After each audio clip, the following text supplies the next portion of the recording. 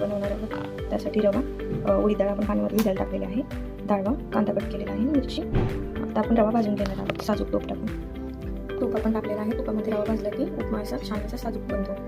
तूप नसेल तर तुम्ही ऑइलही यूज करू शकता. गॅस लहान करून छान असा पिंक कलर गुलाबी कलर होईपर्यंत रवा आपण मंद आचेवरती भाजून घेणार आहोत, त्याने उपमा छान होतो.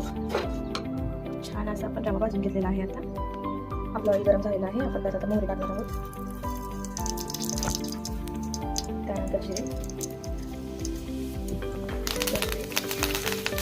मिरची ॲड केलेली आहे.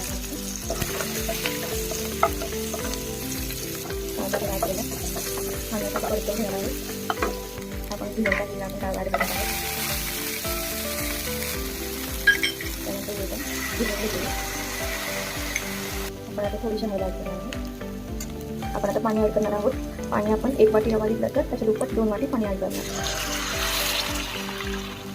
त्याच्यामध्ये चवीनुसार नमक. पाण्याला उकळल्यानंतर आपण रवा ॲड करून मिक्स करत राहणार आहोत.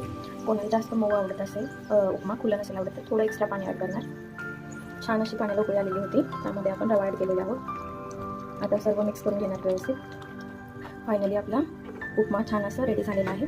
माझ्या मिस्टरांना असंच थोडं चिकट वेलवेल आवडतं, त्यामुळे मी पाणी एक्स्ट्रा ॲड करून मऊ बनवलेलं आहे.